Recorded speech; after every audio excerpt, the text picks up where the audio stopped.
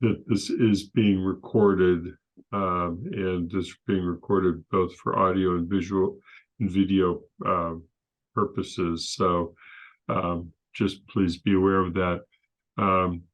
Let's go through the list of committee members and make sure that everybody can hear and be heard. And so Anna. Present. Lynn. Present. Please note that Bob Hegner had notified me in advance that he's unavailable for this meeting. Bob or Matt. Let's see. You're Matt. Present. You're here. And Bernie. I'm here. Kathy. Here. And we will note that Alicia is not present for the moment, and if she comes, we will note that for the minutes when she arrives, and we'll keep an eye on the attendee list also to make sure that she doesn't come in through the attendee list, gets brought into the room. So with that said, I think that we're ready to proceed with the agenda. And I'm going to proceed in the order that the agenda was published. So the first matter is to have public comment, and like to remind anybody who's in the audience that they should. And Andy, Lynn has her hand up also. Lynn, did you have something? Alicia has confirmed that she'll be joining us soon. Thank you. Okay, thank you. So back to public comment. Anybody who's interested in public comment, please raise your hand. I have one person who has, and that's Renata Shepard. So we should bring her in, and we always welcome public comment on matters that are relevant to the Finance Committee. And Renata, welcome, and please identify yourself and what district you live in, and then offer your comment to the committee. Hi, I'm Renata Shepard. I live on Justice Drive, Amherst, and I've been following this rental registration process from the early stages, and was actually hopefully you were going to finally make it fair. Well, you're not.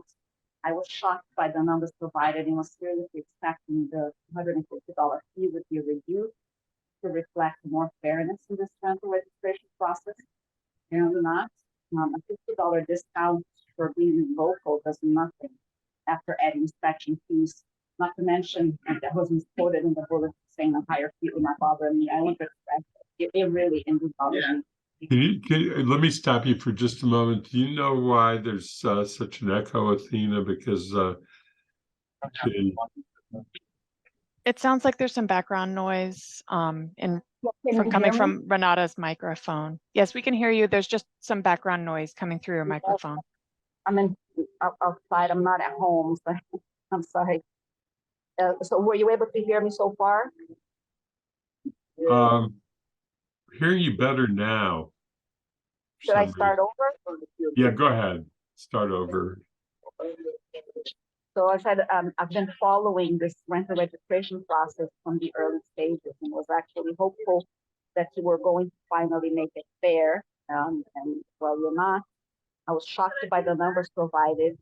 I was seriously expecting the $150 fee would be reduced to reflect more fairness in this rental registration process. Apparently not. A $50 discount for being local. There's nothing after adding inspection fees. Not to mention, I was misquoted in the bulletin saying that higher fees do not bother me, and I want to express that it really indeed bothers me. And my profit margin does not justify such high fees. Besides that, inspections are different in condos, which have common areas governed by association rules, and small units rather than large homes with several bedrooms and outdoor space. They're different. This is something to reduce the cost and have it share more fairly. Colleges should also provide assistance, since most complaints come from city parks, and I do not pay for problem home. Finally, capping large properties would put more burden on small landlords and will drive them out of business. Not only that, but the state of Massachusetts is very protective of tenants. There's a new law that requires landlords to provide information sheets to tenants on how to find resources, including access to Board of Health for free inspections. If they complain that their landlord is not addressing issues or the problems. And the key word is free, paid by all taxpayers. Anyone creating or changing rental rules must be very well versed in state rental laws for creating more hurdles. Maybe trying to rewrite state laws in layman's terms would be helpful so everyone can understand them. Thank you. Well, thank you for your comments, Renata. And we are not likely to be making a final decision today on a recommendation of the council as possible, but I'm not anticipating it. And so if you, I would encourage you, if you have your comments in writing, to also consider sending them to me, and my address, which is steinberga@amherstma.gov, and I will make sure that they then are conveyed on to the entire committee, including our resident members. So thank you very much, and I appreciate your comments. Seeing no other comments, Alicia has joined us. Alicia, can you hear us? Need to confirm your. Yes, thank you, Andy. Okay, so. And I'm just noting it's 1:12. Thanks. In the minutes, we'll note your that you joined us. So thank you. And we just started with public comment as the first item. So what we're going to do is spend a little bit of time now on counselor compensation discussion as a first. And of course, as a reminder to what the sequence of events were, is that the committee had recommended an increase to 7,500, but the council adopted an amount of 10,000 with an adjustment to the president's additional increment the matter that's been referred back to us is about funding the increase. And there was a memorandum that was provided by former finance director Mangano and town manager Bachleman, which was then referred on as part of what was referred on to the committee. And the other thing that are two other things that I will note is that there were amount in the discussion of the council, and let me start there. In the discussion of the council, there was a question of a third option, because the memo I'm referring to, which is in the packet for this meeting, refers to two options. One is a transfer from free cash when free cash transfers are made available, that would fund the first part of the year, and then until the budget takes over for the second half of the year. And the second option was to delay the implementation of the increase until July 1st. During the council discussion, there was a third question, third option that was discussed, and that was to fund the amount out of the budget so that the entire compensation for the year would be paid at the new amount, but that the additional the amount above the current council compensation would not take effect until, would not be available until July 1st, so that in essence, the entire additional amount would be conveyed during the second half of the year. So those were the three options. The other thing that I wanted to note is there was an email that I sent to the committee, which I assume will be made a part of the packet for this meeting. It may be shown on the screen at some point by me or somebody else, but I raised certain questions with Sean Mangano about the first option, which has to do with the free cash transfer anticipation. And so my questions to him and his answers to me, I shared with the entire committee. So with that, I want to open it up to the committee to see if the committee has any questions about where we are with this process. Lynn? Thank you, Andy. Maybe I'm not hearing things correctly, but I thought there was also another option that we discussed, and that was that in FY 24, we would receive prorated the same amount. Counselors would receive prorated the same amount as they presently receive. That would take us up to the beginning of July 1. And then on July 1, we would not go for the full compensation, but do some additional prorating for FY 25. Am I remembering that correctly? So we don't have Sean present. My understanding is that in essence, there were three options. In FY 25 didn't matter because that would come out of the FY 25 budget when there is such a budget. But the question is calendar year, since the thought of the council is that when they first passed the motion, the increases would be effective on January 1st. And so the questions were what to recommend to be included in the FY 24 budget. I think that's, if I'm getting the years right, no, it would be the FY 25 budget, but there were two versions of it. One was to not have the increase take effect until that budget goes in effect, which would be July 1st. And that was, I think, what was an option in the memo that was from Sean and Paul. And the second, which was discussed at the meeting but was not an option in that memo, was to have the entire amount for the calendar year included in the budget, but then it couldn't be paid, and the increase couldn't be paid until July 1st. Kathy?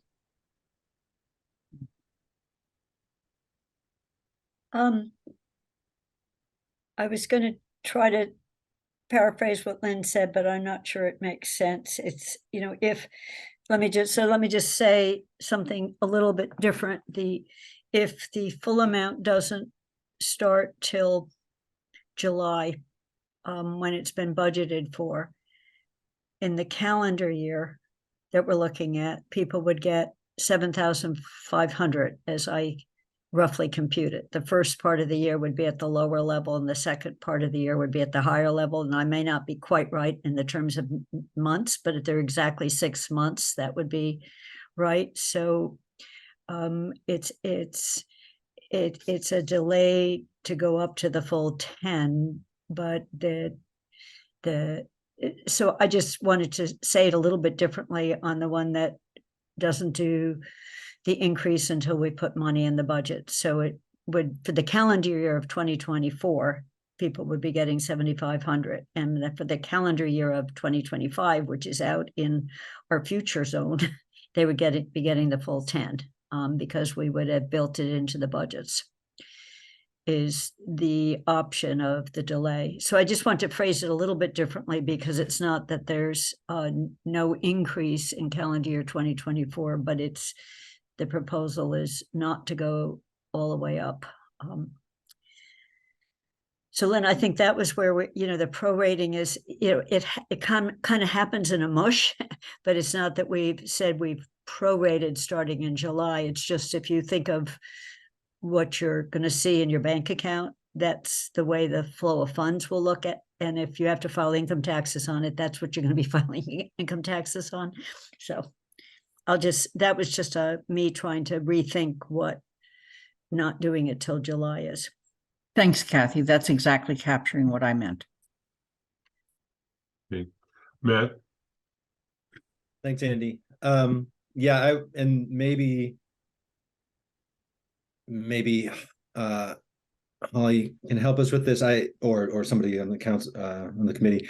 So I was just confused by Sean and Paul's memo. They talk about a 64,500 amount, right? And then I'm looking at option 2, which is seems to be clearly their preference, and I certainly understand that. And they talk about delay submitting an appropriation request for this added cost. And so my question kind of piggybacks on Kathy's. Are we talking about a prorated added cost to up the compensation starting in July 1? Or are we talking about prorating the full amount that the council is authorizing by its recommendation? So in other words, is it the 25 or is it the 5? I think that's ambiguous in this memo. Well, if my explanation was clearer, Matt, I think that's what their option of the delay is, that we would this fall put it in the budget. And so there would be no doubt about that on July 2024, you're getting $10,000 stipend a year divided by the number of months, and that for the first 6 months, you would be continuing to get what we now get. We get paid biweekly. I think that's what they meant by it. So it's not trying to take on any of the added expense in the fiscal year we're living in right now, because we would have to figure out where that money comes from. There isn't an existing pot called discretionary money for increases in stipends. Right. And if I can just respond, because I know that's definitely the intent, is to not take any of the burden on this fiscal year. It's just not clear to me whether the intent is to push, if the council takes this action of increasing the stipend now, does that then create the obligation, next year, and pushing the obligation? I think you understand what I'm asking. Bernie? Yeah, Andy, I'm looking at the memo. It just seems to me that option 2 is the cleanest and most straightforward way to do this. You build it into the FY25 budget. The budget passes July 1. The new increased compensation goes into effect. There's no fiddling, if you will, with this year's budget. There's no taking money out of free cash. I'm sure we'll have enough free cash to do that. But using money out of free cash for anything vaguely resembling an operating expense usually causes some tumult. And it just seems to me that the easiest way to do this, is the most straightforward way to do this, is build the increase in the FY25 budget and go forward with that. Thanks. Yeah, I think that what we're dealing with is sort of a problem that I don't think that the Charter Commission may have thought it through in exactly the way that we're dealing with this, because since the requirement is sort of built around creating compensation decisions for the next council term during the first 18 months of the prior council term. Council terms begin on January 1, but the appropriation is done on a state fiscal year. So I think that we're trying to deal with that reality now, and that's what I don't think that it was really anticipated, because I didn't think through the mechanics of it the way that we're forced to think through it from the budget perspective.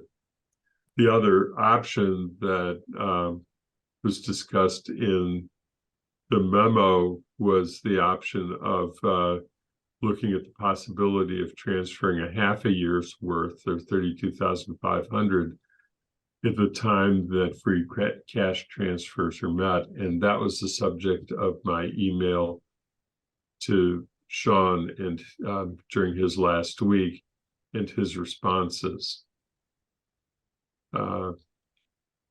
It looks like there's going to be sufficient funds, and just so everybody remembers that transfers occur either because there was additional revenue, or there was money that was appropriated that is unspent. And as the year progresses, and Holly can talk about this too, she will come to a conclusion at as to what that amount is, as the budget for the prior fiscal year gets closed out, the one that ended on June 30th. And once free cash is certified by the Department of Revenue, then there's the opportunity for the council to take actions with it. And the normal actions that we take are to transfer, to make sure that free cash remains at the amount that policy envisions, 5%, that the general stabilization fund be funded at 10%, and that other money, that the rest be allocated as determined by the council. But normally it's to try and get it into other stabilization funds, including the amount for the reparations stabilization fund, and to do as much as we can for the capital stabilization fund, knowing that that's what we can do for road repairs and sidewalks, which is the hole that never gets filled in multiple ways. But to make a determination at that point that a portion be transferred to some fund to be used for the purpose of compensation. So I think those were the points that Sean was essentially making in that in his response to me. Holly, do you have anything else to add on that, or? I mean, yes and no. I mean, just to sort of reiterate it, there's you really have the two options of, number one, appropriating it from free cash, or waiting until next budget cycle, FY25. And I think that Kathy explained it well. The first 6 months would be at the lower rate. The second 6 months would be at the higher rate. It's not necessarily being prorated, but it would just, as the calendar year versus fiscal year worked out, that's how it would work out. The first year would be the $7,500, and then the second year would be the full $10,000. The only other option, which is really sort of not an option, is to take it from your existing budget, but then you would have no money to spend on things like training and conferences, and anything else from office supplies, etc. So right now you're really looking at just either making that decision to delay it till FY25, or I do think that free cash, again, it's too early to say, but I think it will more than be sufficient to keep our stabilization funds at the general stabilization fund at where we want, and then put the additional money into the capital stabilization. Kathy? Yeah, I just want to speak to the option that Bernie just said it was his preferred option, the 2.5 years, because I think it's a unfortunate term, this notion of free cash, which makes you think like we have no good use for it. It's like discretionary spending on some way, but I think we have such a high need for delayed road, sidewalk, and other repairs. And last time, those of us who were on finance, I think all of us in this group, the extra, we put in $1 million for roads. We pledged up to $1 million for the athletic field, and that's sitting out there. If they never do the field, we should take it back. Is one thing I would like to do. Shouldn't just be sitting out there. And then we set up the capital stabilization fund, and we have an obligation, and we're talking about this a lot with the school, to taxpayers, to, as much as possible, lower future costs of the delayed infrastructure that we've got, and be able to find a way in our budget. And I think that's what we've been budgeting for, to build this up. So I just want to speak strongly for the option that keeps it until we put it in the budget. And I also want to just say that we've been very tight on the budgets, and I was uncomfortable with, as people know, going all the way up to 10, but we're getting there here. And you could think of it as a slight phase in, and it's pretty impressive if we're going to be able to build up the stabilization fund to be able to go. For those of you who didn't take a recent tour of DPW, where it's raining in on their heads, and it's literally raining in on their heads. And so we saw that when we went earlier, and Lynn, I know you went more recently, but we've been sent pictures of, we've got a building that's in a state of collapse, rather than just needs some prettying up. So I think we've got a real need that serves the entire town. So that's why I want to speak to this second way of funding the increase in a stipend for those of us in the legislature.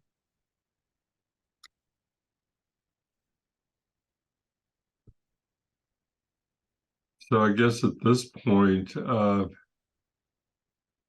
we could either delay it for one more meeting, or if somebody makes a motion, then the motion is on the floor.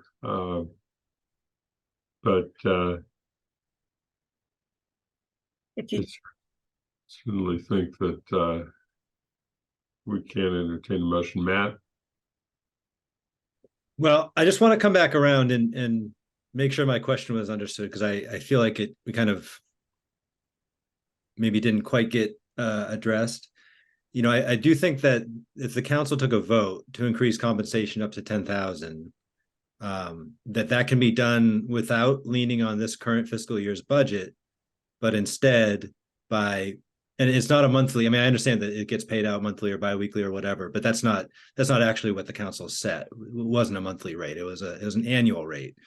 And so I just want to make sure that folks understand. My question was, you know, could the 64.5 be pushed into the FY25 budget, and then that monthly or biweekly rate be proportionately compensated to hit that 10K next year, and to kind of honor the council motion that happened, or that motion. So because I feel like we didn't quite address that, and I'm not actually advocating for that or against it. I don't hear that actual idea being discussed. But Matt, when you say that, do you mean in next year, the next fiscal year, or the next calendar year?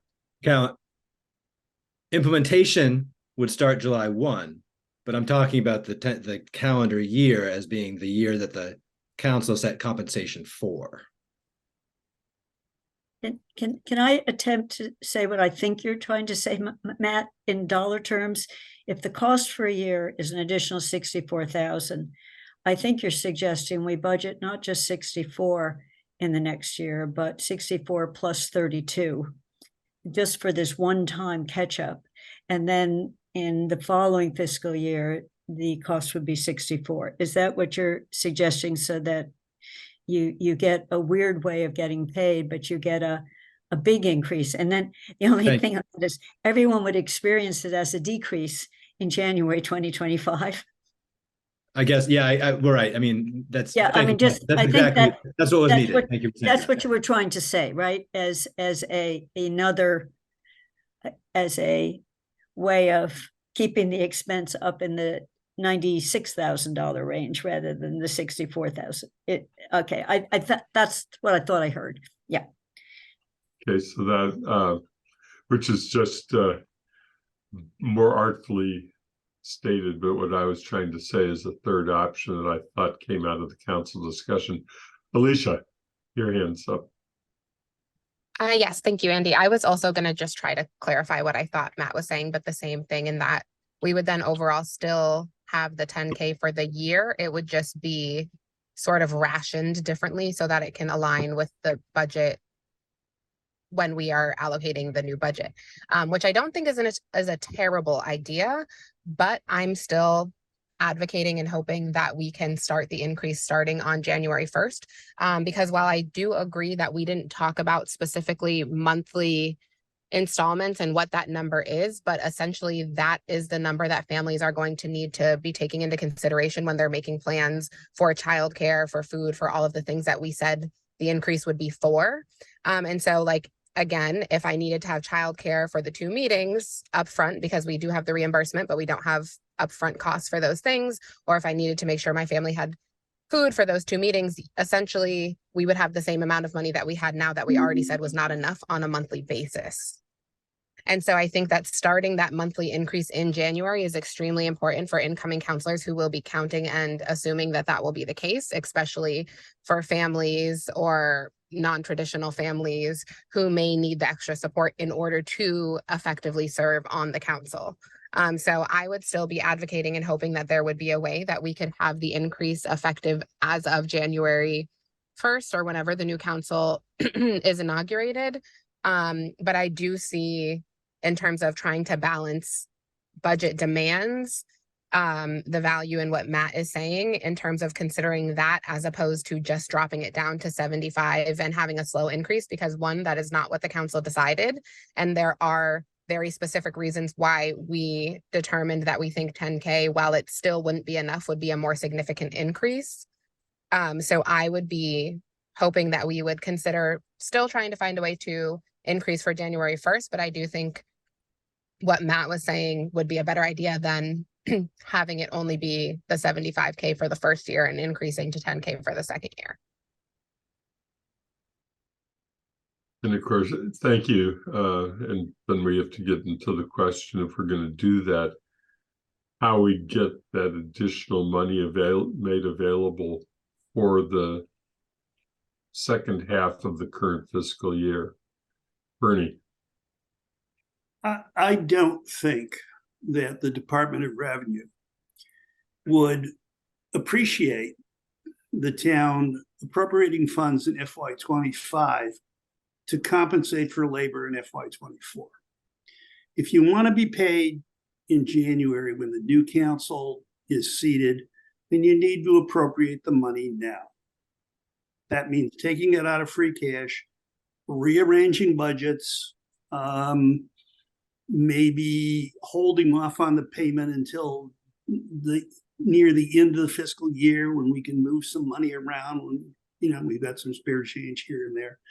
But it is not a smooth move.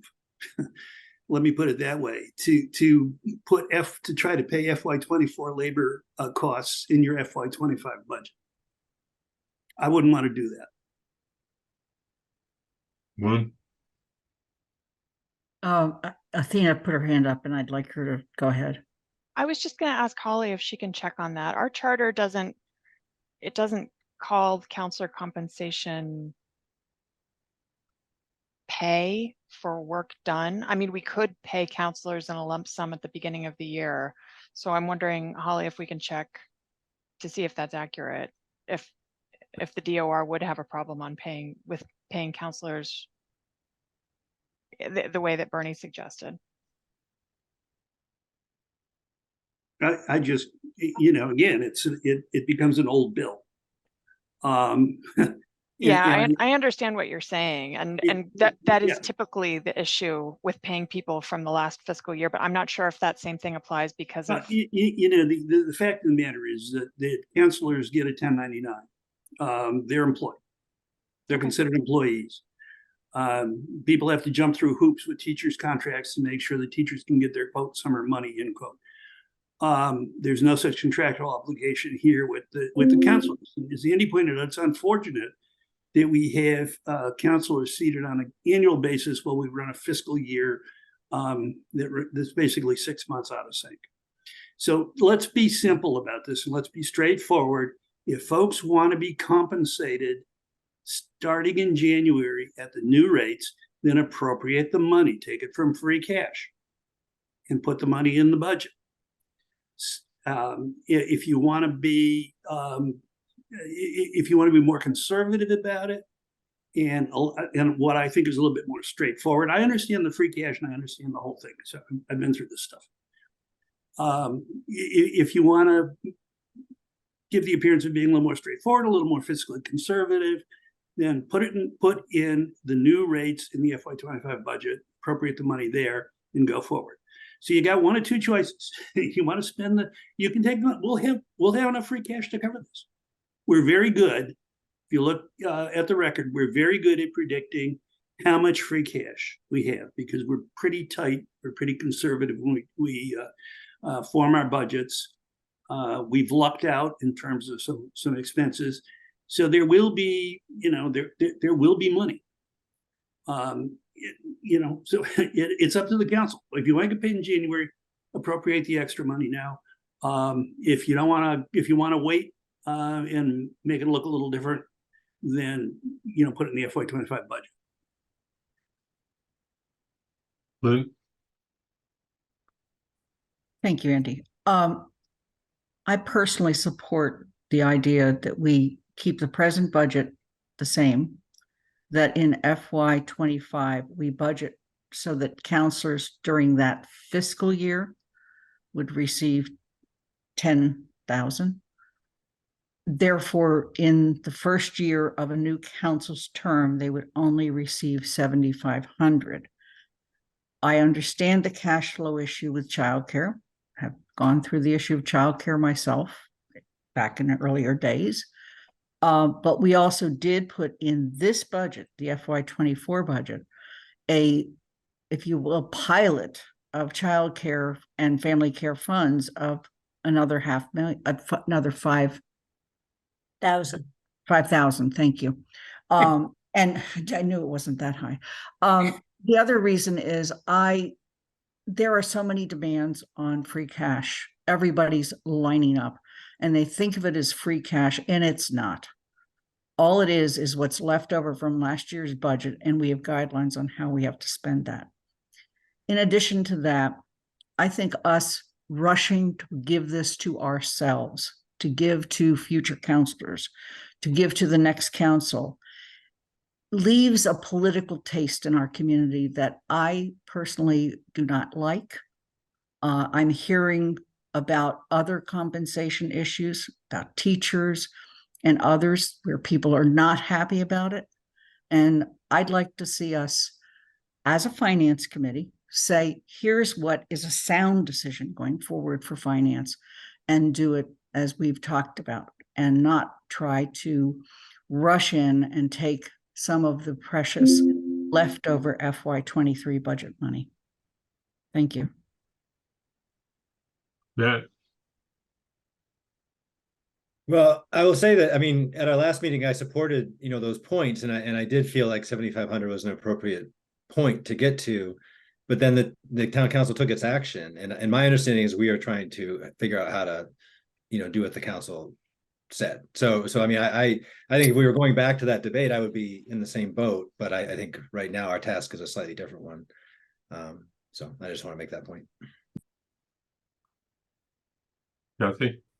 I'm prepared to make a motion if we think that we're ready to take a vote, Andy. And my motion would be to have the finance committee recommend option 2, and that we write a report that captures what Lynn just talked about, and talked about limiting, earmarking the use of free cash on a huge queue of needs, and that we will be then building it into this coming budget and future budgets. So we're honoring what we voted on.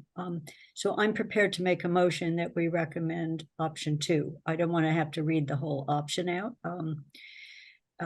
unless you don't want to move forward with the motion at this point. I think we've all spoken, actually. Yeah. Are you making that motion? I'm willing to make the motion. I make a motion that the finance committee recommend option 2 to the council, which is to, fund the full amount with the next fiscal year. But I just want to say option 2, and then have the memo accompany it, because I don't want to have to read the long explanation of what option 2 is. I got it. Thank you, Kathy. And of course, that would mean that in effect, counselors would be receiving $7,500 for the next calendar year. Correct. And that it would be moving to in essence, in 2 steps to get to the full amount. The full amount Can would we- be the second calendar year. Can the we hear if purpose- there's a second before we start debate? Second. Thank you. Thank you. Okay, so there's been a motion that's made and seconded. Linda's seconder and mover is Kathy. So that's the discussion is now on the motion. Alicia. Thank you, Andy. So I respectfully disagree with a few things that have been mentioned. One specifically in terms of the childcare compensation, reimbursement, just because again, it's reimbursement, not compensation. And so in order to be able to access those funds, you need to have the money upfront at first anyhow, to be able to pay for those childcare services. And then you would get the money back. And it would turn into a cycle where people who need to access these funds are then not being compensated for any work. And I know that, like Athena said, this is not pay, but essentially it just puts people with children or families or other things like that on a different plane. And usually those people may need the funds more than people who do not have to be in that situation. So I don't think that that's fair. And going off of the council vote itself, we voted to increase it to 10 starting next year, not in the following year, which would be the last year of that council. And so again, I don't think that aligns with the vote that was made by the council. I don't think that's fair. I don't think that's following what we said we were going to be doing. I do hear and understand that we have a lot of needs in line for the free cash. And this is just another one. And I do understand the need to prioritize and understand those things. But in terms of compensation issues for like other teachers and stuff, while I am fully aware of the egregious pay that teachers and paras receive and that that's something that should be addressed, that's not necessarily in our purview, and we don't necessarily have the ability to do that. And so I think we should be focusing on the task at hand right now, which is thinking of how we can meet the vote that the council took, which was making sure that the counselors who are inaugurated in January can access the 10K that we voted that they have. Okay. We'll look to see if there's any other hands for discussion on the motion that's on the floor. Because if not, then I think that we should proceed to a vote and be asking, as always, whether there's support for the motion from the resident members, but we're still in discussion, and I see Matt has his hand up. I apologize, Andy. So somebody mentioned writing a thoughtful memo that kind of lays out some of the discussion, particularly this prorated issue that's not really what it is, but call it a prorated issue, if you will. But when Kathy made the motion, you sort of made a comment about how that prorated issue was not part of the so I think that I would probably support option 2 as a motion, but I would like for town staff to have that full deliberation. And I wouldn't, if we're assuming that it's 7,500 for the year, and that's what option 2 means. So I mean, I want to tease that out just a little bit further. I apologize, but just to be clear. You know, Matt, when I mentioned that, it's Andy has to write a report to the council. So I wanted him to make that clear in the report. So it's cleaner, I think, just to say we're voting on option 2, and then in the report, capture the discussion and what the implications are. The other thing I would add in the report is that we do have a charter review that we're setting up. We could add a word or two in the charter on this discontinuation, so future efforts to do this wouldn't hit it. We could just make it clear that when it would start. But that I didn't want to muddy this motion, which is just a vote on this motion, but I wanted the report to capture what it means, rather than trying to write it into the motion. Could Athena read the motion? Kathy's motion was to recommend the council proceed with option 2, essentially.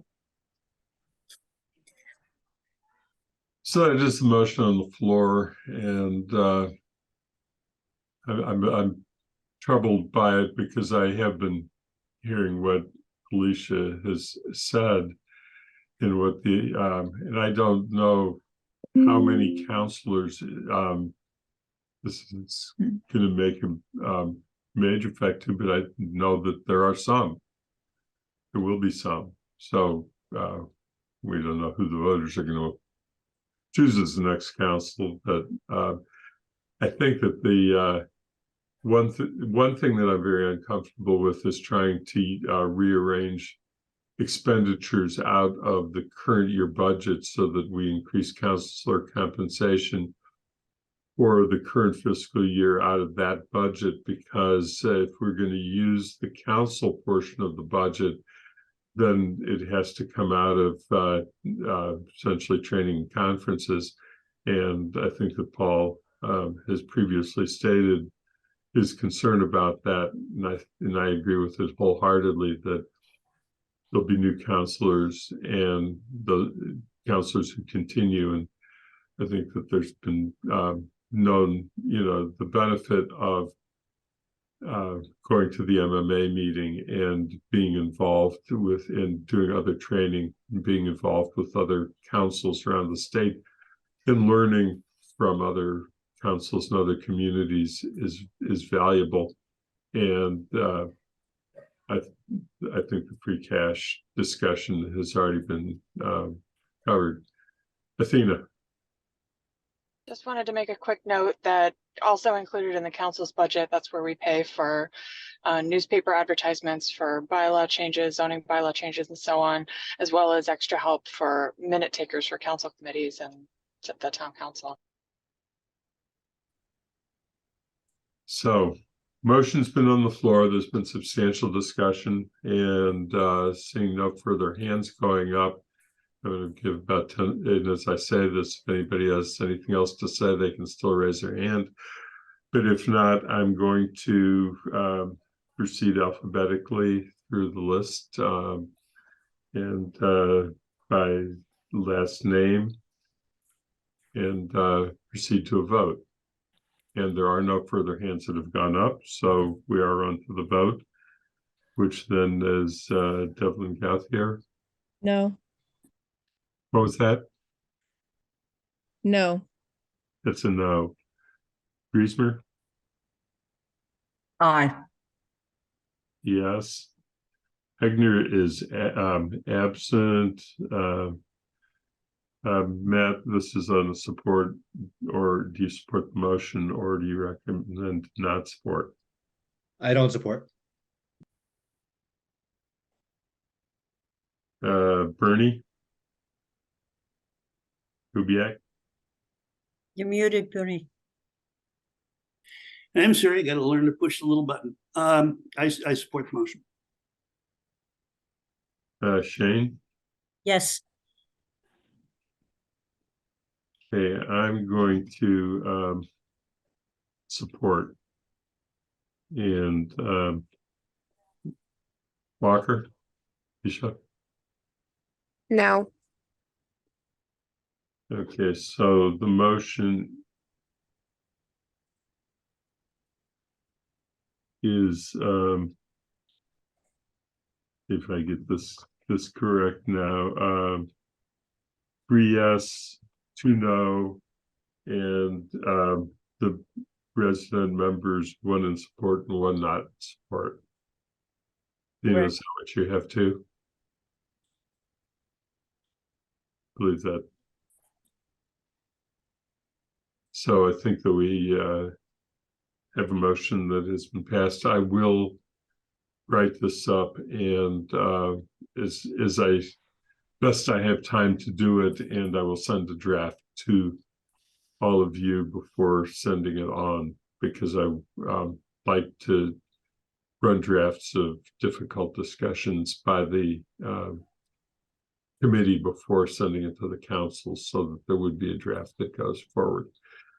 With that said, can we bring Mandy Jo Haneke into the meeting now? She is chair of CRC, and we had indicated that 1 member of CRC would be invited to be present. We can't have more than 1 member of CRC because of the open meeting law problem that would then ensue. So as soon as Mandy gets brought in, just check to make sure she can hear us. And hi, Mandy, can you hear? Yes, I can. Thank you. Okay, so with that said, we are now switching to the next agenda item, which is continued discussion of rental registration bylaw and fee structure that goes with it is the next step. And of course, we did hear public comment. 1 public comment that was offered was on this subject also.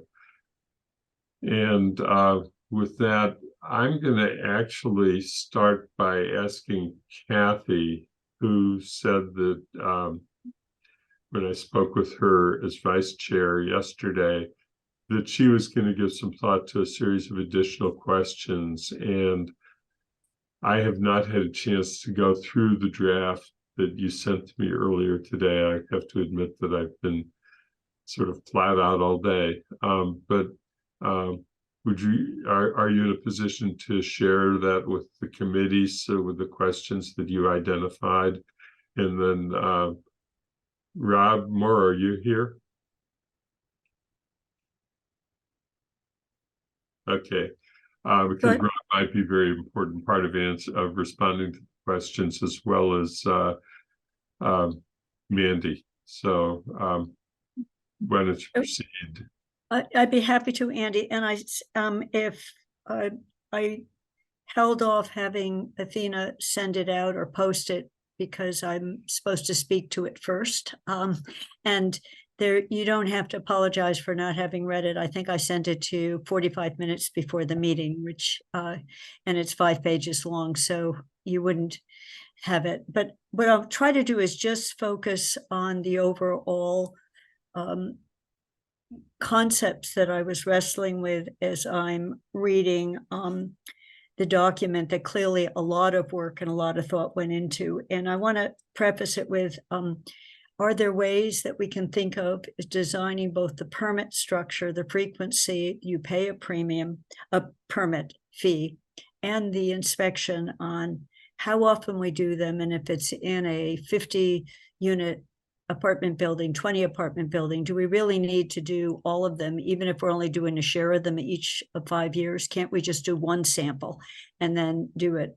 Because if we can devise a more targeted approach, once we get our baseline, we should hopefully know what we have is, I'll use the word problem properties. So I don't know what better word to use for them. And so I went through a series of what if we did the following. For example, properties that are owner occupied or local, where we've already set up a fee schedule that they get a lower fee, could they get a multi-year permit? So they could get a permit that was good for 3 years or good for 5 years. If they had code violations, they were bound to be fined when we first inspected them, and they get a clean bill of health on the other things that the permit law is looking at, complaints, nuisances. So could we do a longer period for the permit?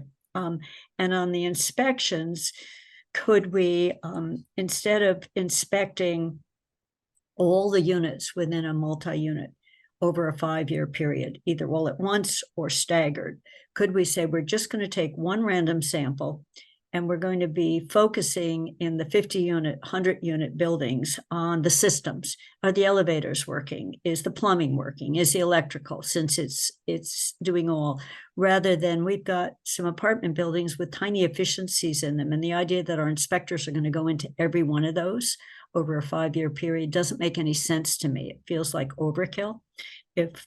So can we do more targeted once we start? With, I don't know what the right threshold is. So all of my questions were trying to use the estimates we already got on how much money we raise from this permit structure, from this inspection structure, if we're billing them.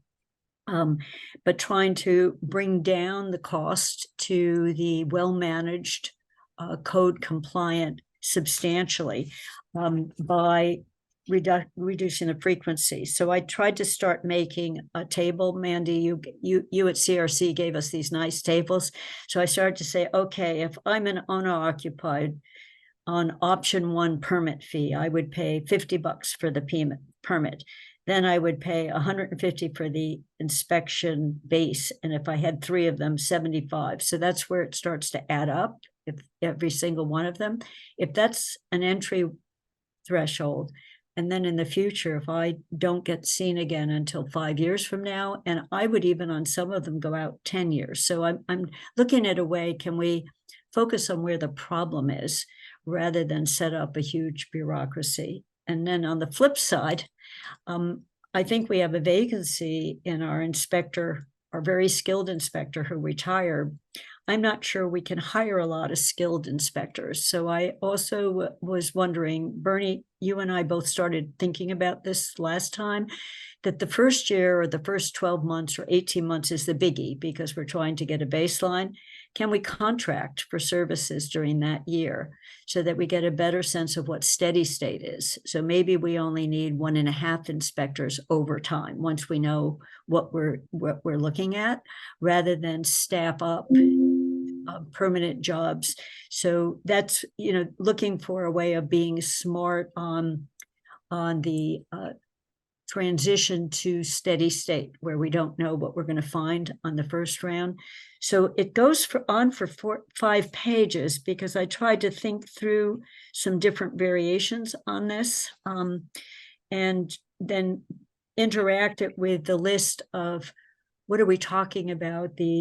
And I thank you for the tables, because we've got a huge proportion of our units, not the dwellings, in the really big buildings. If you do 20 or more, 50 or more, you're getting most of the rental units. But I think our problems are in what used to be single family homes or duplexes that have absentee landlords and aren't always well managed.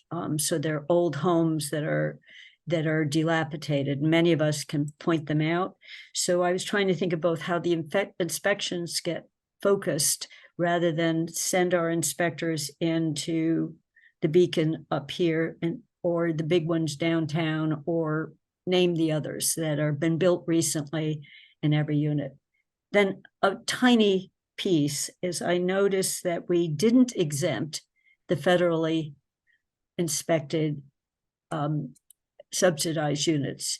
We give the inspector the option to exempt them, and I would just exempt them. I see no reason of sending our inspectors into places that are being inspected. So I'd move it up. This is in the bylaw. It says here's the list of exemptions, and down below it has a possible exemption that Rob could exempt them if he felt like it. But I want to limit the number of exemptions and make the permit term potentially be longer.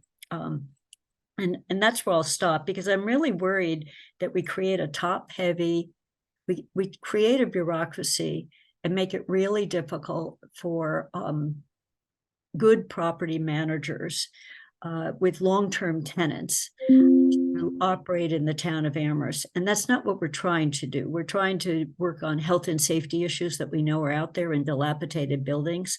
So all of my 5 pages that I will share with everybody have to do with better targeting.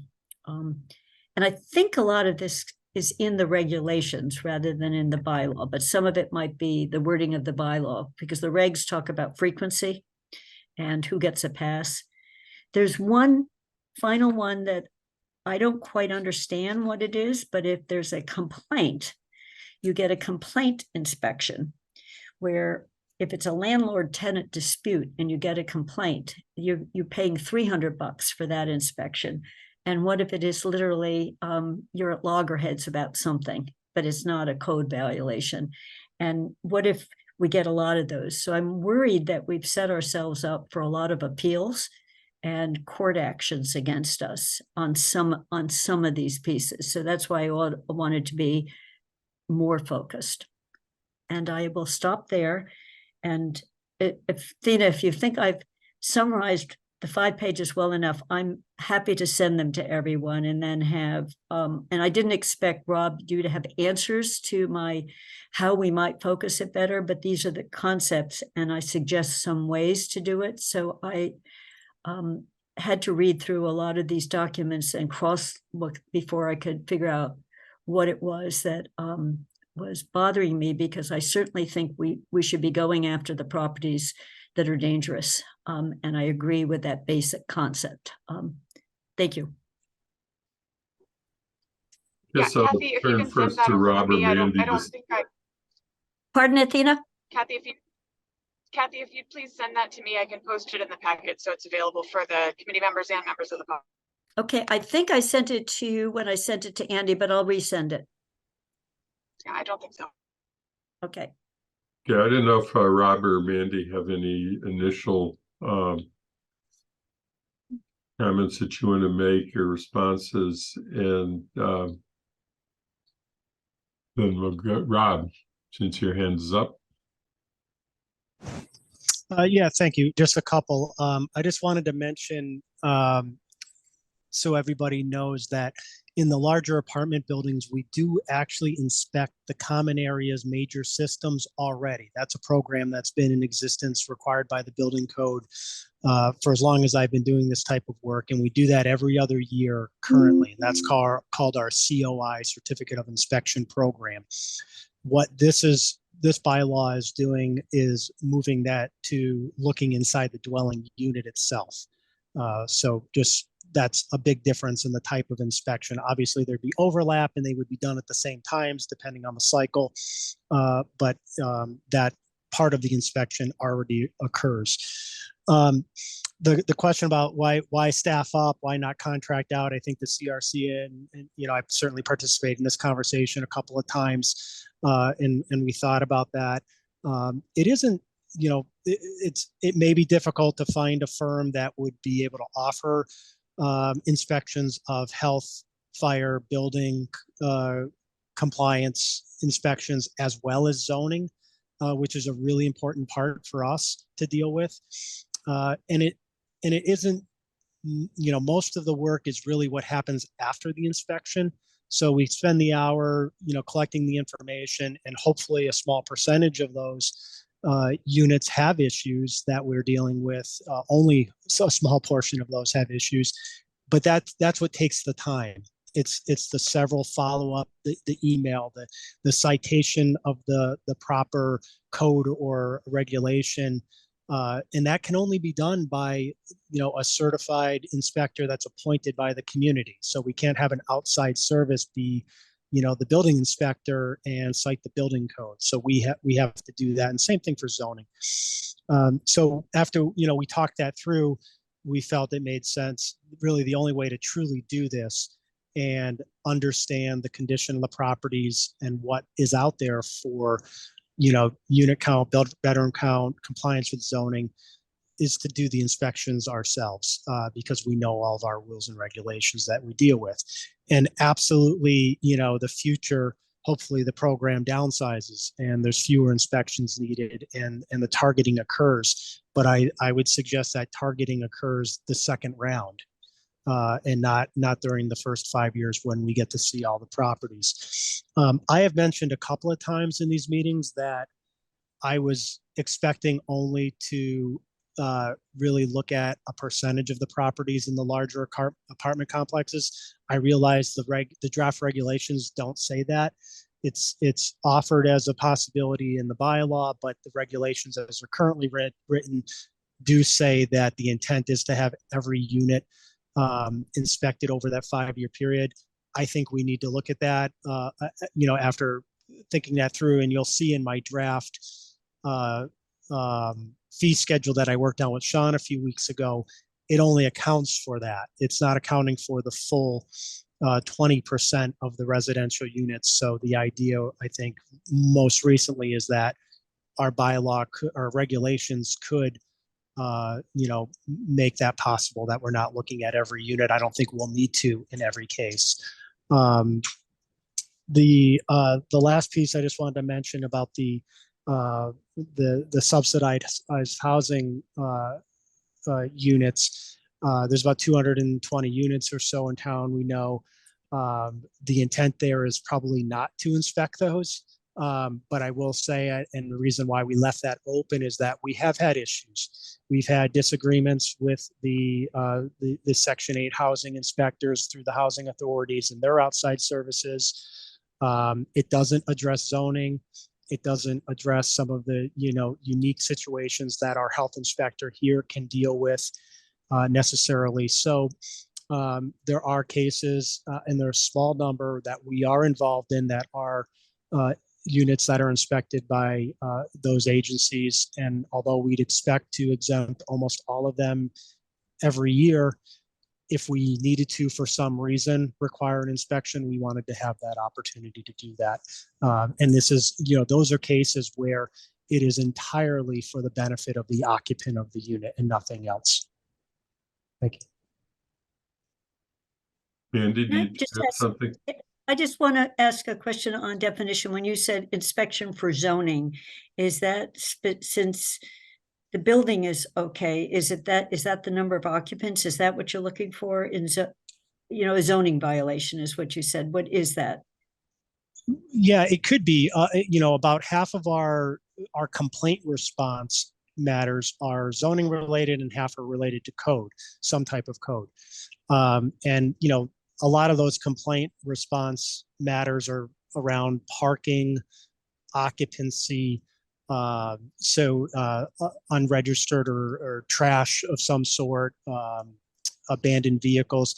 That's kind of the day-to-day zoning piece. But what we throughout the year when we're entering these properties for the first time, I think I've mentioned that we too often find more bedrooms, more units even in the building than we have our record of.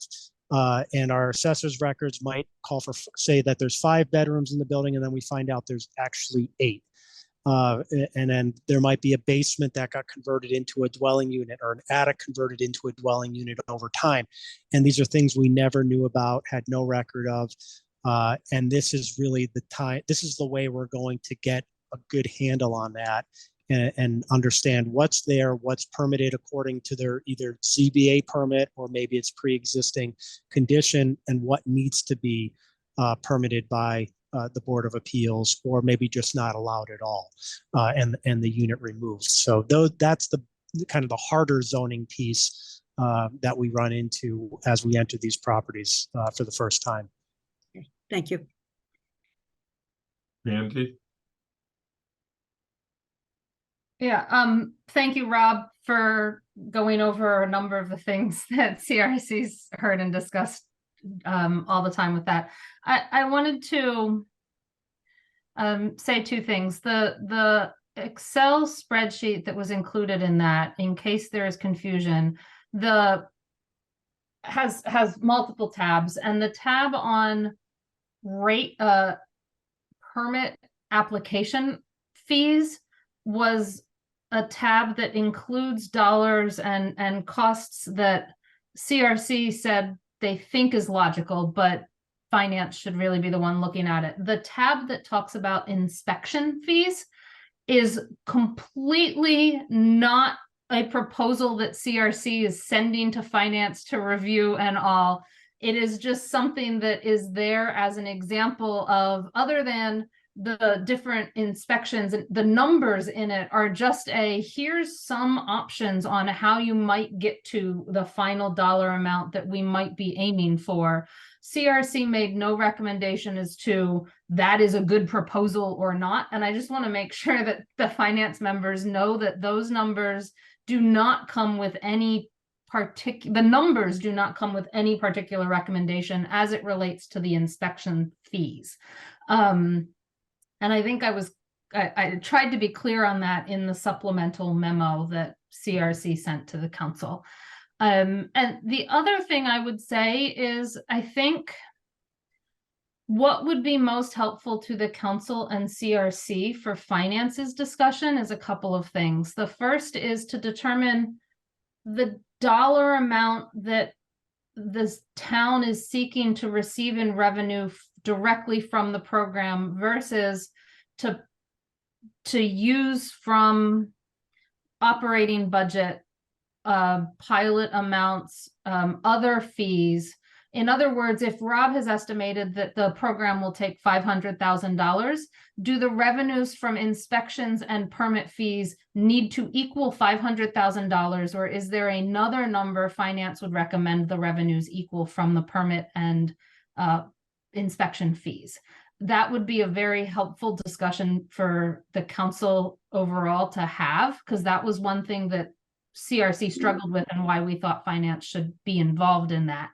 And the other thing I would say is, if finance believes the program itself is too expensive, I would urge finance to not necessarily come in with specific, well, reduce it to, increase something to 3 years or increase something to 10 years or something like that. Just tell us it's expensive and how much you're aiming for, and maybe some suggestions. But CRC has a background of knowledge after 15 months of discussions that finance will never be able to match in 3 months in terms of all of the nuances of the trade-offs between increasing the inspection, the application and permits from 1 year to 2 years to 3 years or not, for which ones to do that. And same with the frequency of inspections. So I would just encourage you, if you do believe that the program as proposed is too expensive, to indicate broad areas where, but this is me as chair, leave the nitty gritty of how to reduce it specifically to CRC, where all that background and conversation already exists and can probably be done more efficiently than in a committee that hasn't been discussing it for 15 years. And we will take all of the recommendations seriously, but that's just my thoughts from as a chair of CRC in terms of efficiency purposes. Thank you. Okay, thank you. Well, I'm going to say one thing in response to what you just said for the benefit of the committee. I think that I had offered to give the Excel spreadsheet version of what was also presented as a PDF and to anybody who requested it. But I'm going to add it to the packet for this meeting so that it's available for everybody to look at. Then you can be able to look at the tabs that Mandy was referring to, because I think that they were not available looking at the version that was in the PDF document that you did receive. It will make it, however, Mandy, a public document at that point when it goes into the packet. Just see it is an obvious point, because we can't do it any other way. I put my hand in line because I have the questions, but I'm going in order that hands went up. So, Bernie? Thank you, Andy. Let me just start by saying I have a great deal of sympathy for Rob and the work that he's asked to do. It's not easy. Now let me get my screen back here so I can see myself. There we go. That said, I think we need to, and without being terribly prescriptive, I think we need to take a cue from our Massachusetts former resident, Henry David Thoreau, and simplify. I think the program as it's outlined is comprehensive, but maybe too so for given the situation that we find ourselves in, both fiscally and in terms of the field. I don't know if life has changed. I haven't looked at it, the situation in about a year and a half, but people who are skilled inspectors, especially people who can do the building stuff combined with the zoning enforcement piece, are few and far between. They're hard to recruit. And to try and recruit somebody in on a temporary basis could be more trouble than it's worth. So the other thing that I would say, the other thing that I would look at is the program should cover its costs. It deals with an externality. It deals with people making money off property rentals. And some of those people are bad actors. Some of those tenants are not the best tenants, and they generate a cost for the community that the community should not bear. It's the property owner should cover it. So if you scale back the program and make it more specific, maybe make it more complaint driven, you can lean more heavily on the people who are not interested in providing quality housing. And you know, those would be general guidelines. The other thing I'd like to know is, has the town attorney told us that it's okay to give a discount to people who have rental properties who live in town, as opposed to people or corporations who don't live here or aren't headquartered here. It seems to me on the face of it that that's asking for a lawsuit. And I will be the first to say we should never not do something because we might get sued. But it would be more helpful if we heard from town attorney that that's okay. So there's my scaled back version that didn't get down into the weeds and tell you to do things in 3 days instead of 5, or 5 months instead of 27. Which, by the way, I think would be fair discussion for this committee if the people want to engage in it. But I do understand that you acquire a certain amount of insight and expertise when you spend a lot of time studying it, which I dare say none of us have. So that's my 2 cents. Yeah, Mandy, let me follow up on that with one question, then get to Alicia. The point that Bernie was making about whether there's a litigation risk, and the prior discussion had been, as I recall, as I thought I understood it, that it was owner occupancy that was the trigger, and not an owner who lives in town. They have both in their fee schedule. So I can say KP Law has reviewed the regulations in the bylaw. It has not reviewed the draft schedule, the draft schedule that includes those delineations. And the current draft schedule does include 3 different categories for application fees: 1 for owner occupied dwellings, 1 for dwellings who have an owner living in town, for parcels that are rented that have an owner that lives in town, who is seeking permits for 3 or fewer, I think it's rental units. So that could be 3 parcels with 1 rental unit on it each, or 1 parcel with 3 rental units on it each, but live in town. And then the third delineation is everyone else. It has not been, KP Law has not seen the draft schedule that has those delineations in it. Okay, thank you. Alicia. Thank you, Andy. I had some very similar concerns to Bernie, so I won't repeat those, but I just have a question for Manny Jo. I'm hoping you can remind me what like issue or challenge or series of issues and challenges you were looking to address with this bylaw. And then also when you were in the planning stage, was there ever any intention of this being revenue generating?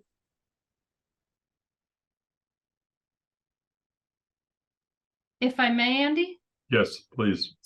So the main item that CRC was tasked with and its main goal in this revision, although there are some secondary goals, the very biggest goal is to have town inspectors have the ability to inspect our rental properties in town, not on just a complaint basis.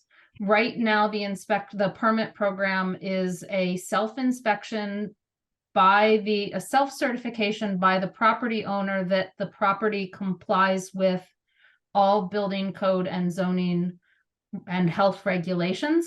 And if you, Rob can address this, I know John Thompson has, we've actually heard from in our surveys, actual tenants, that those self-certifications come in on July 1 with everything matches and everything complies, and parents will move their students in on July 15 or August 1 and call the town, and the town will go out and will find many numbers of violations that are clear that they have existed for more than 30 days. But unless the town receives a complaint, they cannot go into any property. And so the Inspection Services Department through Rob has been vocal at CRC that they would like the ability to inspect our rental units for health and safety matters to get them up to code, not on just a complaint basis. And so that was the biggest sort of impetus for this change and why you see the inspection portion of this for the application. In the revenue generation, when we started this process from council referral a year and a half ago, CRC was, it was implied to CRC that the program should be revenue neutral. So not necessarily revenue generating, meaning the program should cover through its fees, its own costs.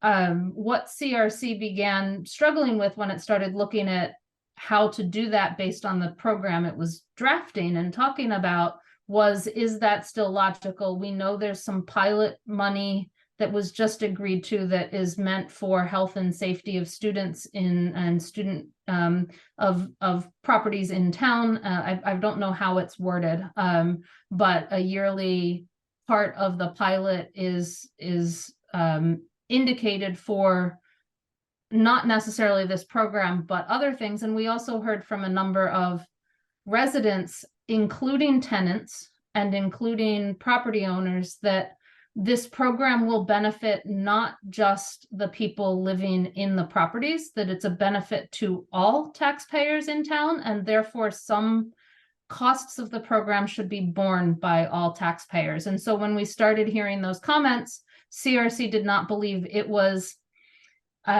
its place as a committee to discuss those specific issues, and then should it be revenue neutral or revenue loss, because some costs will be covered by all operating budgets that are not part of these fees or not. And that's where we started thinking finance was the better place for those discussions. And I think that it's important to note that state Department of Revenue regulations and state law specify that fees should only cover the costs that are being absorbed by the payment of the fee, and that it's not permitted to use fees as a revenue generation for other purposes.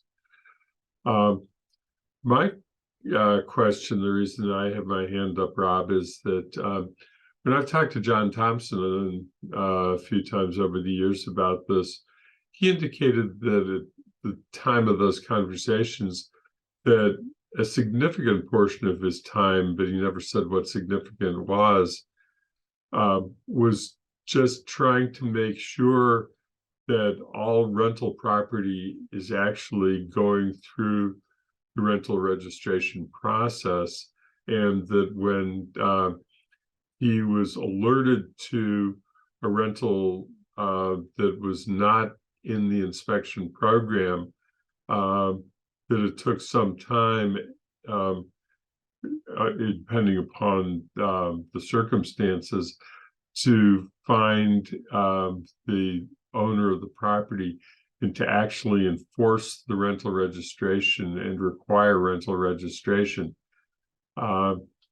Is that still a significant portion of time that employees of your department have? Can you give us an idea of the amount? And, I think then we get into the question of whether where those expenses should come in. Yeah, so there's two different kind of situations that we deal with. The ones where a complaint may be generated from an abutting property, brings an inspector to the property or the neighborhood and finds that there's a property that's not registered. And I think that's probably what John was talking about, that type of situation. And that's absolutely correct that it takes a lot of time to sort through that and get response once we find who the owner is. Often properties are, held in LLCs or whatever the case may be. It's not always straightforward to get in touch with somebody from out of town. One of the successes of this program that we have now is that it established who, for the record, who owns the property and the way to get in touch with them for the properties that are actually following the rules. So that, that has been great. So the other piece of that is, and this is something that we haven't been able to keep up on year to year, but we did put a major effort into it last year, is to really search town records, look at assessing records, ownership records, and try to identify those properties that look like they may need to be in the program but aren't. And we did that. It takes several months of a couple of staff really staying on that, making phone calls, sending notices. That effort last year, I think, if I'm right, it's somewhere around 120 to 150 property, new permits that were put into the program as a result of that effort. So that's something, like I said, John couldn't possibly have done year to year on his own. But with a couple other staff assigned to help with that effort, we were able to get that done over a 3 to 4 month period. And that was generated out of some of the discussion with the CRC developing this draft bylaw, and some of the questions that they had, really kind of sparked our interest in doing that and being able to report on that. And our sense is that year to year, that's probably something that's going to have to be done to make sure that properties stay in the program. And, it's really difficult without a fuller staff to be able to do that, in addition to the day-to-day things, and be consistent with it, which is really the harder part of it. And now would be an ideal time for us. We just came through a renewal. Now we're looking at the properties that didn't renew that were in the program last year. Those are the easiest ones to identify, and then we go from there. Thank you. We will need to come back to that question that I raised as a second point, and that is whether inspection and registration fees of compliant properties should be paying that expense, or where that otherwise, how that is being funded. But Lynn, your hand is up. Thanks, Andy. And Mandy Jo, I want to thank you for, although it's in your memos and so forth, for clarifying what you seek from finance versus what we should go back and say to CRC. okay? And the fact that you've spent 15 months, and you're right, I'm not an expert on rental registration. Just trying to look at how the town can ensure better rentals in our community that are safe for all residents, whether they're students or not students, okay? I strongly believe that this cannot be totally supported by town budget, that somehow or another, the use of fees for the purpose that the fees were collected, going back to Andy's point, need to go into a fund that is used for that purpose, okay? Whether that's an enterprise fund or what it is, it needs to go into it. I also really want the town to move from complaint basis to actual more of the kind of inspection we're talking about. But I got a little concerned, Rob, when you talked about the first 5 years versus after that, because it almost sounds like we're going to spend the first 5 years taking inventory of the stock. And that's a big job. Okay. And how are we going to fund that job because I'm also hearing, and I am hearing from residents who are actually fine landlords. They manage excellent properties. They might have 4 or 5 around town, and they're looking at this and saying, I'm not the problem. So I want to try to make sure we're not, quote, suggesting all owners of properties are slumlords. They're not. We have some outstandingly good owners of properties in town. So this is a big puzzle. And it's a puzzle of how do we want to do this so that it's legal, that the fees are legal, so that we protect the safety of our residents and at the same time respect responsible landlords. And how are we going to do this when we can't even hire somebody to replace our existing building inspector because we aren't paying at the level other places for? So I do want to suggest that instead of thinking, is there a company, are there individuals who we can contract with for 30 or 40% of their time because they actually would like to do some extra work, but they have benefits coming in from elsewhere. And I know managing a part-time workforce is difficult, but sometimes in this work environment, we just have to look at it creative. And then my final questions are really around when a property owner sells and a new property owner comes in, will the inspection records of the property be made available prior to the sale of the property?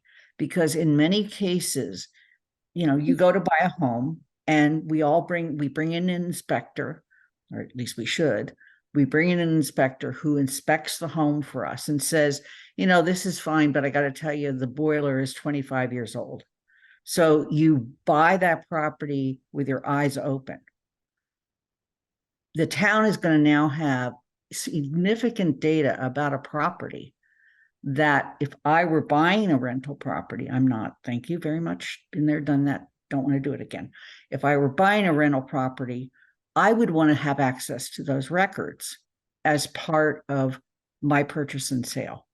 And so it's a matter of what is public and what isn't public. So it's a lot all at once. I really want to hope that we can find a solution to this that works for the town and works for our property owners and helps clean up the properties that need to get cleaned up. That's my bottom line.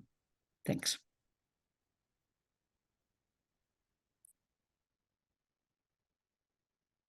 Rob? Yeah, a couple things. I just wanted to mention that we do have some part-time employees that work for the town conducting inspections. I found that's even harder to find people interested in doing that kind of work. And, you know, as far as being competitive with pay, the part-time scale is probably even more discouraging than our full-time scale. So I have been through that for years, and we often struggle with that as well, and talked about that at length also. So I just wanted to mention that. So aware of that. Thanks. Okay, thank you. Matt? Thanks, Andy, and thank you, Mandy, Joe, and Rob, and all have been working on this. So I guess I have a couple of questions and a couple of comments. I agree with the running concern around staffing. You know, Rob, you and I spoke a little bit about this a while ago, and it's.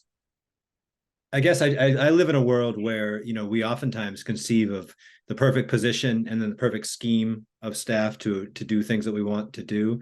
And really, it just so much of this does become personnel dependent in terms of how it really runs. So I think that I agree with the idea of contracting or consulting in, especially for some of the ramp up costs, you know, in those first couple of years, as Kathy said, you know, figuring out what our baseline looks like, and identifying housing stock, all those things I think are really well put, you know, and I think it's just the reality that if all of this passed, the council, you know, implementation would still be delayed until we, you know, fill some key spots. So I you know, I empathize, I support you in that, and I think it's kind of hard to even conceptualize a full scheme without, you know, that chief inspector in place.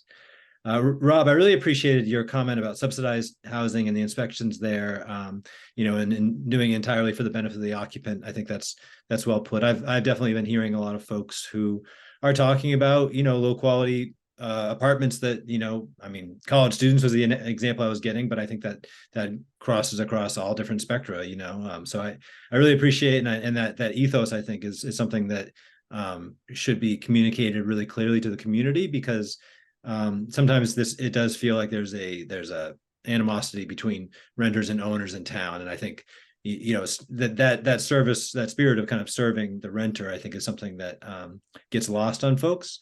And I think that, you know, it's a conceptual thing, and I realize this isn't a financial point, Manny Joe, but I just want to address some of my thoughts here. And so, you know, I appreciate that. And then at the same time, and I've spoken to Manny Joe and others about this, you know, I am concerned that, you know, anytime we increase the cost on landlords, and don't take it the wrong way, that's an excuse, right? I mean, that pass through to raise the rent, you know, is an excuse. And I'm not saying that our landlords are out there doing that willy-nilly, but I think that's a reality, right? That you know, whatever costs we apply to landlords will get passed along to the renter. And so okay, actually I will take your advice, Manny Joe, and I'll pass that back to CRC and say, you know, solutions on that particular issue I think are probably the most pressing for me in terms of what impact this bylaw might have. I hear the thought that, you know, we don't want to be complaint driven all the time and reactive, but Rob, I was under the impression that at least talking to John, that you know, your inspectors could essentially make their own complaint if they had just reason to, you know, if they wanted to see a property because they had, you know, quote unquote probable cause to go do an inspection, they could make their own complaint. I realize that's a customer service issue, and you really want to avoid, you know, the appearance of impropriety, or not impropriety, but the appearance of bias. But I was under the impression that your folks could make their own complaints and investigate according to that. And I probably had a few more thoughts, but that's a lot, so I'm just going to pass. Thanks.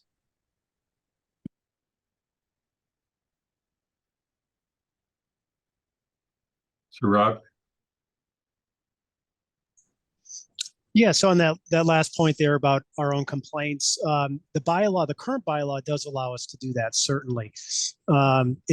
It happens from time to time when when John was responding to something and maybe came across something close by that was in very clear view and visible, and he would, you know, make contact to the property owner of that particular rental and deal with it. I think what we've asked for as part of kind of the overall enhancement of this program is to be able to dedicate time to some proactive enforcement, whether that's between inspections or, when we get into this, maybe it's not until after that 5-year cycle that we actually have time to do that. But there is no proactive enforcement. So the program now is really complaint response.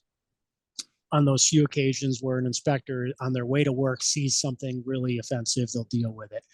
They won't ignore it. So, but that's pretty limited in the number of responses or the volume of work that John had done over the years. While I'm talking, I just wanted to go back quickly to one of Lynn's comments that I intended to answer, was about the public display of this information.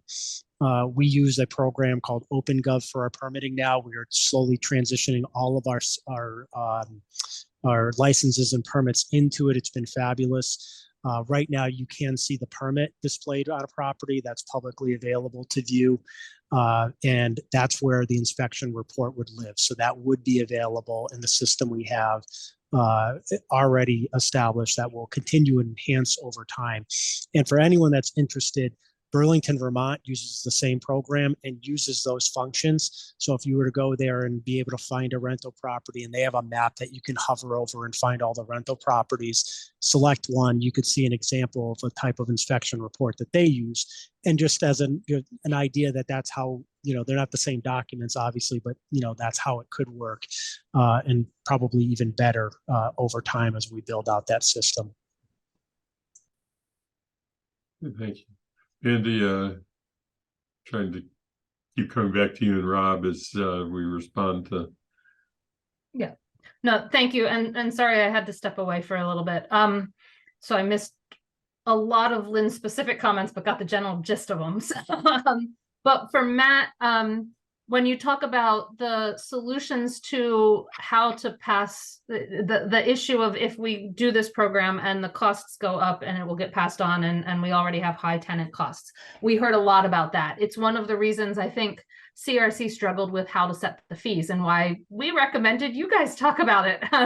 Because you said, well, it's not really a finance issue, but it kind of is, right? Does this program, do the fees cover 100% of the program, or should the fees cover only 50% of the program, with general revenues from property taxes in general covering the rest? And I just throw out the 50%, but that, in some sense, that's the struggle of the question. CRC in the end said, that's not our decision to make a recommendation on, because that's more within the purview of finance and financial and all of that. But it was one of our top struggles in terms of how to minimize the costs, recognizing that even though the bylaw itself prohibits the complaint inspection fees from being passed on to tenants, that's if there's an actual complaint that says there's a violation, a landlord would not be able to pass that on to tenants.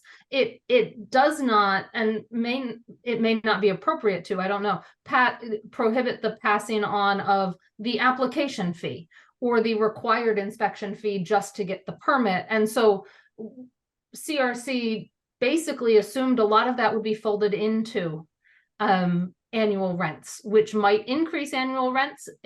Who knows by how much? And that was a big concern and a lot of discussion, and it's why we passed it on to you guys.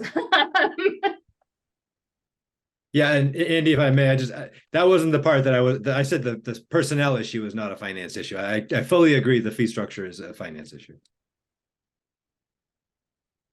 Kathy? Let me try to organize my thoughts, because Bernie was a lot more eloquent than I was, where I jumped into the weeds right away. But the notion of simplifying was where I was starting from. And I will, Mandy, I know you all spent 15 months, but I'm perfectly willing to jump into examples. So if Burlington has an example of a place that is permitting and inspecting, I'm looking for places that do it in a focused, targeted, efficient way. And what I'm reading in the text and the regulations is I don't see it. And so my questions were less on let's do this or let's do that, and more how are these ways we could pare it down to make it less onerous on places that we think are not a problem at all? And if we don't know they're not a problem on day one, if we know it 2 months from now, we give them a longer free pass before we come back to them. And there, we have enough, this is an industry in town, you know, a big one, in terms of people making extra money off of it that are residents, not just out of town. And we know, you use the term bad apple, Bernie, and we know they're dilapidated properties. We know from the look of the outside of them, we're wondering what's inside them. And until you get inside them, you won't know. So I don't disagree with the thrust of this, but I think the trying to make the fees match the expected costs, yes, that's what was thrown to us, but the costs reflect how often we're doing each thing. I mean, Rob gave us an example where he said the reg version says go to every apartment within a big building at least once in the 5 years.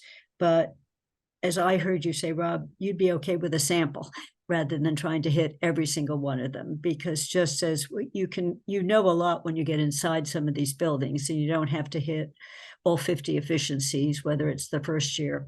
So that's an example of the number of many fewer inspections, because we have a huge, I mean, the table you gave, we have a lot of rental units in these big buildings. It's a huge share of the total. And if we don't have to go to every single one of them, it saves money on inspection time. Then the other thought I had, Rob, was less on a going to an outside company or even just a part-time staff.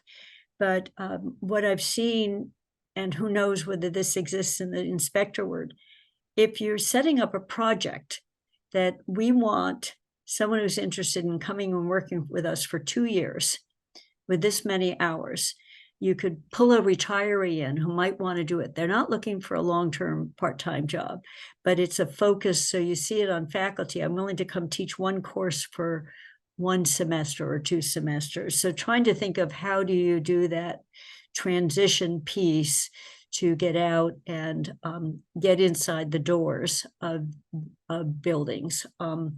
And so that was where I was thinking of what do you do in the year 1-ish, on whether you think, because this is tied, you don't get a permit unless you have an inspection, and you have this contingent permitting doing, but I'm thinking we really don't want to delay giving a permit to people that have 15-year tenants in their property, and we don't think there's a problem with them. We want to get in and out really fast and say, good place, thank you very much. So there's a concern that they wouldn't even have a, you know, so that speed of doing it. So I don't have a solution for it, but I'm just trying to say, if we can't hire a full-time person easily, we found a part-time, or there, if I know it's a 2-year gig with a limited number of hours and it plays to my skill set, or there's some people sitting out there that would come out of retirement. You find this with nurses all the time, really good ones that just didn't want to be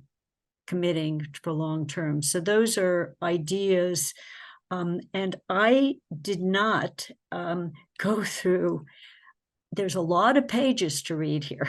When Bernie said simplify, I didn't go through the pages of the bylaw and the pages of the reg to say, where could I see literally simplify?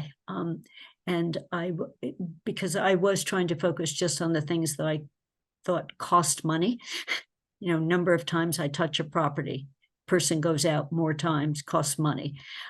Complicated application processes are costing staff money and costing landlord money. So what information an applicant has to give, and I'll look at our permitting now. Are we asking for things that are really easy to fill out? And is year 2 a nothing's changed, you know, kind of a list? You know, I'm still the same person I was, or the same property. And if it's nothing changed, the ownership didn't change, could we make the permit a 5-year permit or 3-year permit? Those are questions I'm raising rather than let's do it. But every time you make people re-upload information or staff recheck it, it's somebody's labor time. So I'm looking for ways to lower the labor costs on the two sides of the equation, the receiving end and the town end, to make implementation a success rather than have everyone screaming at us that, they're in my house and I'm a renter and I have a great house and I don't want them to be here right now, I have children, so just trying to think through the mechanics of it. So, and then my last is Lynn has said more than once, because you said it last time, Lynn, on do we need to set up a protected fund? As far as I can see, the fees we're getting right now for permits when we went up are probably generating more revenue than the costs of running the program based on. And so I'm assuming that just at the end of the year, you didn't spend everything you took in and the excess fees are going over to support the general budget. And we certainly want to avoid doing that over time. It might be a startup, but we didn't fine tune it enough. And Lynn, you were suggesting a way to keep the fees internal. And if we're running surpluses, you lower the fees, then, they've not been set correctly. But I don't know, Lynn, on whether there's any way to do that other than an enterprise fund. So that's just a question on, is there a way of sequestering these funds are for this purpose? And they go to partially fund the following year if we didn't use them all. So that is a question I didn't have in my long document. So I think you work long and hard on it, but it reads like a very intense, very labor intensive process to try to find the problem houses. And so I'm looking, or problem properties. So I'm looking for a way of simplifying it and targeting. And I will look at a couple places that I think face our concerns, like Burlington, and I'm perfectly willing to do that on my own time. You may already have looked at all of them, but I just want to look at, do we have any examples of people doing it really efficiently, where the landlords don't care, the renter don't mind, they think it's a fair process. That's it. Andy, I have a text from Alicia at 2:51 that said she had lost her connection and it had failed for some reason and she needed to leave by 3. So we need to note on the record at 2:51 she left the meeting. And she did have some comments and she will send them to Mandy Jo. Okay, thank you. Okay. That's all I have to say.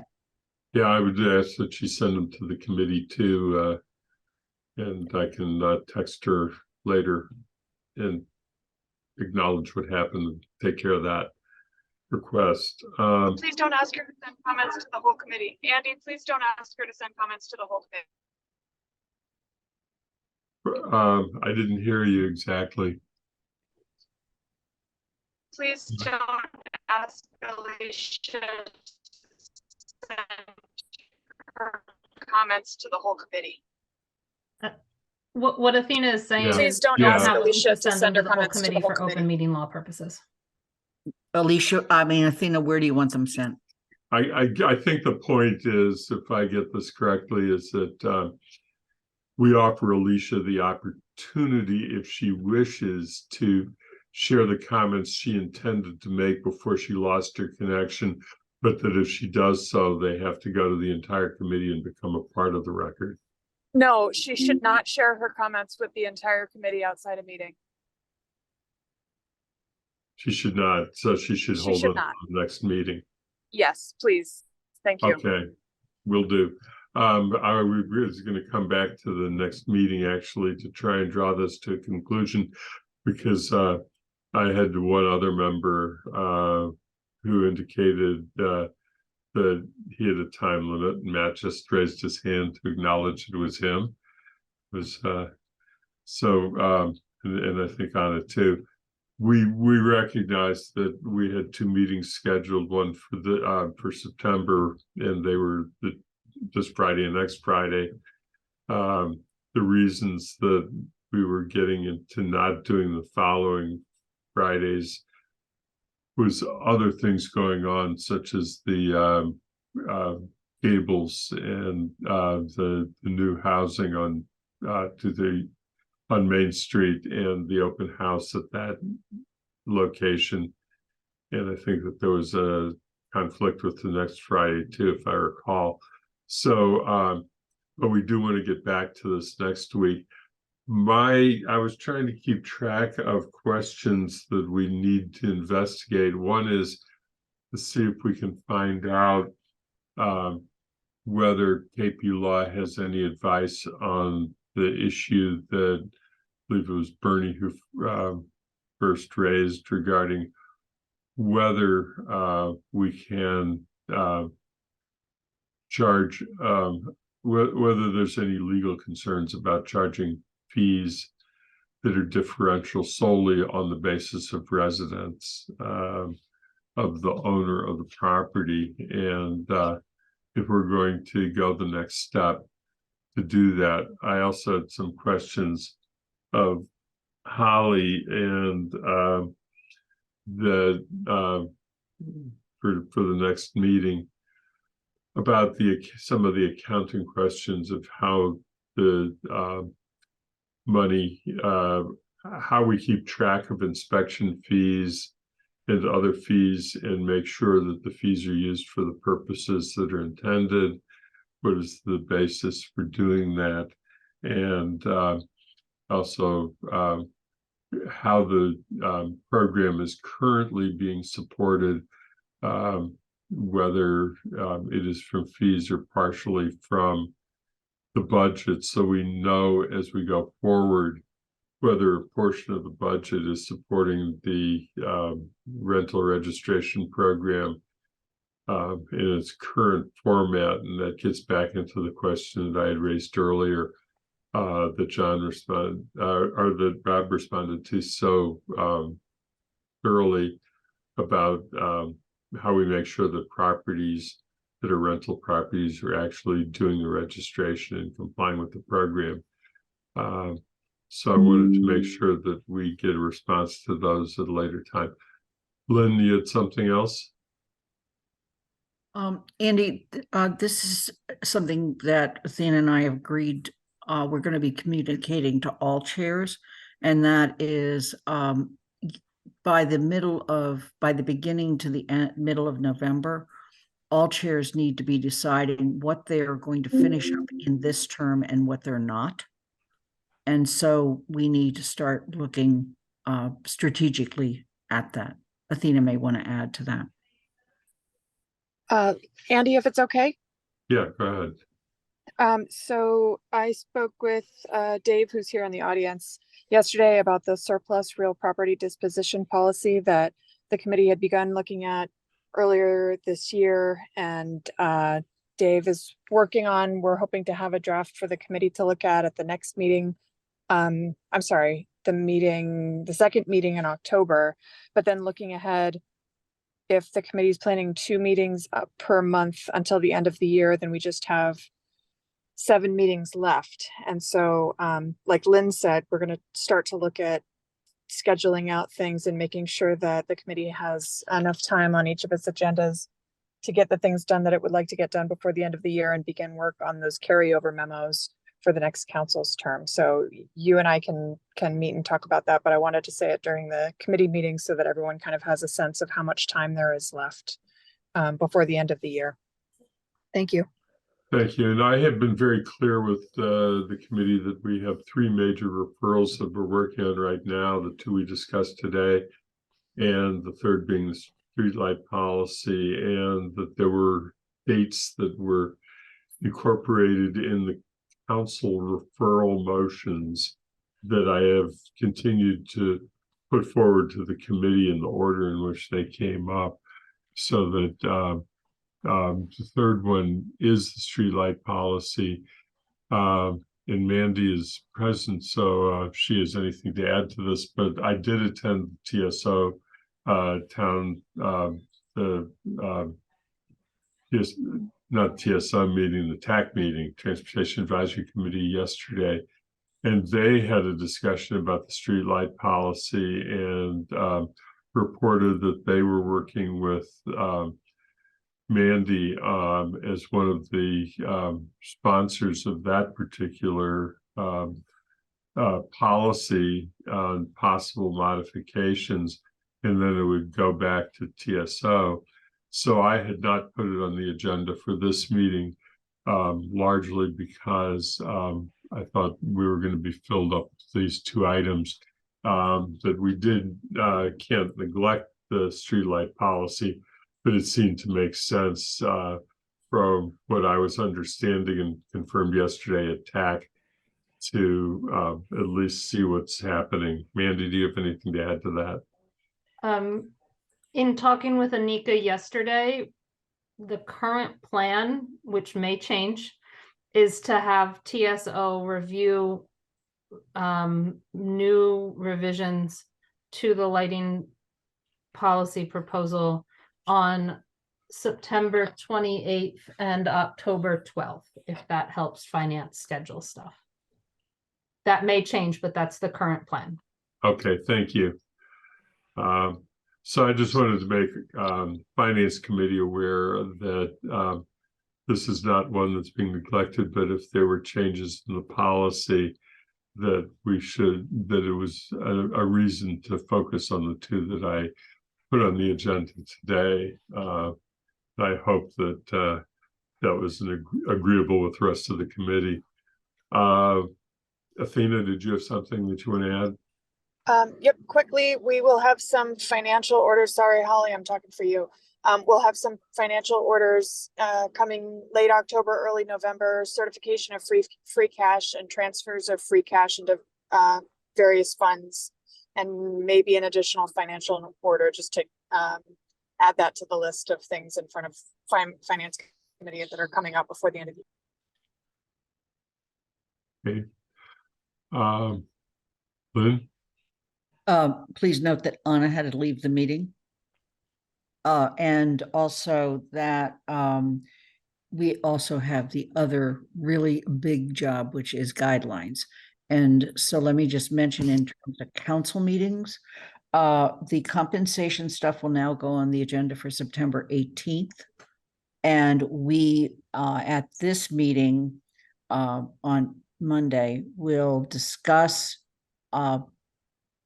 the town manager evaluation, and it'll be a quick referral to GOL and hopefully back from GOL. And then, because we need to get going on it, and also on the 18th at this point, we're scheduled to begin to get some of the thoughts about financial guidelines from the counselors. Okay. So I have those on my list to finish up. Also, do we have dates for October, November, and December? No, we don't. And I think probably the best thing to do is for me to work with Athena and get propose some dates that work, and then get a doodle poll so that we can get input from the committee that way as to who's available. As far as scheduling is concerned, I think the one thing that I'm always very conscious of is, has a date been set for the meeting at which the town manager and finance directors are going to make the presentation about trends and the financial projections for the next year? Financial indicators is set for November 13th. 13th. 13th, yeah. And that is also probably the meeting at which we will start dealing with things like, and I hate the word, free cash, and other financial orders that we often have to do to kind of mop things up from the previous year. And any other financial stuff will probably be on that date. As we all know, we're trying to squeeze in things around the additional work we're doing to try to help the school committee become a quorum again. Thank you. Yeah, I point that out. I was asking about the indicators meeting because we usually use that as the trigger point for the discussion of the guidelines for the next year, because what we propose in guidelines is dependent upon the projections of the money that's available. Let me, while we're on it, so the 13th of November, we will discuss, that is when we will do the financial indicators. It is when we will invite the school committee and the library trustees, et cetera, and have a quote committee of the whole, not committee of the whole, BCG meeting. There may be a BCG meeting earlier than that if we can figure out how to schedule it. And then on the 20th of November is when we will have the public forum required for next year's budget. Okay.